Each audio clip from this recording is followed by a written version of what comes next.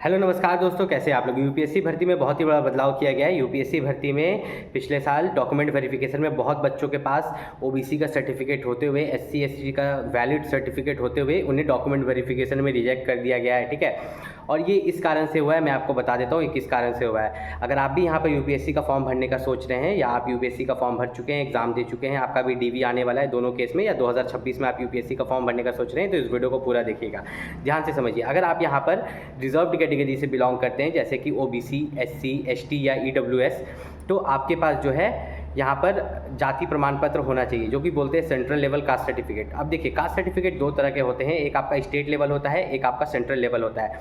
तो जो state level certificate होते हैं, स्टेट लेवल जितने भी जॉब्स निकलते हैं आपके स्टेट में, जैसे आप यूपी से हो, बिहार से हो, झारखंड से हो, राजस्थान से हो, तो आपके स्टेट में जो भी जॉब्स निकलते हैं तो वो उसके लिए काम आते हैं। लेकिन सेंट्रल गवर्नमेंट जॉब जैसे एसएससी, यूपीएससी, ये सब, रेलवे, तो यूपीएससी भी आपका सेंट्रल गवर्नमेंट जॉब है, तो यूपीएससी के लिए आपको सेंट्रल लेवल कास्ट सर्टिफिकेट चाहिए। इसको बनाने का तरीका बहुत ही आसान है। आपका जो भी ब्लॉक या तहसील है, वहाँ से पहले आप अपना स्टेट लेवल बनाइए, उसी स्टेट लेवल से आपका सेंट्रल लेवल बनता है। ठीक है, डायरेक्ट सेंट्रल लेवल नहीं बनता है, उसी स्टेट लेवल सर्टिफिकेट से आपका central level caste certificate OBC, SC, ST और ईडब्ल्यूएस का बन जाता है। ओबीसी जो नॉन क्रीमिलियर है, वो हर साल मतलब उसका एक डेट होता है, वो फिर उसको बनवाना पड़ता है। लगभग यूपीएससी में देखते हैं कि जो नया वाला जो है कास्ट सर्टिफिकेट वही मांगता है सेंट्रल लेवल।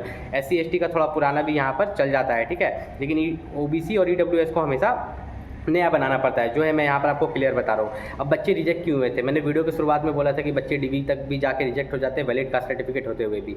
अब दिक्कत क्या होता है, जैसे कि अभी यूपीएससी का फॉर्म जब 2026 में निकलेगा, तो यहाँ पर क्या रहेगा, फॉर्म अप्लाई का एक डेट रहता है कि इस दिन से इस दिन तक 1 महीना का समय मिल रहा है, आप फॉर्म अप्लाई कीजिए। तो जो फॉर्म अप्लाई का लास्ट डेट रहता है, लास्ट डेट से पहले देखिए दो वर्ड है, या तो लास्ट डेट से पहले या तो क्रूशियल डेट। क्रूशियल डेट क्या होता है, एक डेट दे दिया कि हाँ 1/8/2025, 1/8/2026, ठीक है, वो नोटिफिकेशन में दिया रहता है। फॉर्म अप्लाई का लास्ट डेट या क्रूशियल डेट से पहले आपका जो कास्ट सर्टिफिकेट है, सेंट्रल लेवल कास्ट सर्टिफिकेट, वो बना हुआ होना चाहिए। ठीक है, सेंट्रल लेवल कास्ट सर्टिफिकेट। अगर फॉर्म अप्लाई का लास्ट डेट के बाद आप कास्ट सर्टिफिकेट बनवाते हैं, मान लीजिए कि इसी महीना फॉर्म अप्लाई हो रहा है जब मैं वीडियो बना रहा हूँ, मान के चलिए, और फॉर्म अप्लाई का लास्ट डेट खत्म हो जाता है, बाद में फॉर्म अप्लाई कर देता हूँ मैं, और बाद में जाके मैं कास्ट सर्टिफिकेट बनवाता हूँ, तो मुझे डीवी में रिजेक्ट कर दिया जाएगा, क्योंकि नियम के अनुसार लिखा हुआ है कि फॉर्म अप्लाई का लास्ट डेट या क्रूशियल डेट, ठीक है, क्रूशियल डेट अगर दिया रहता है तो क्रूशियल डेट मेंशन रहता है, नहीं तो लास्ट डेट को ही हम लोग क्रूशियल डेट मान के चलते हैं। ठीक है, तो उससे पहले आपका कास्ट सर्टिफिकेट बना हुआ होना चाहिए। इस चीज़ का आपको खास ख्याल रखना है अगर आप यूपीएससी की तैयारी करें, नहीं तो आप भी आगे चल के प्री मेंस निकालने के बाद रिजेक्ट हो सकते हो, आपको दिक्कत का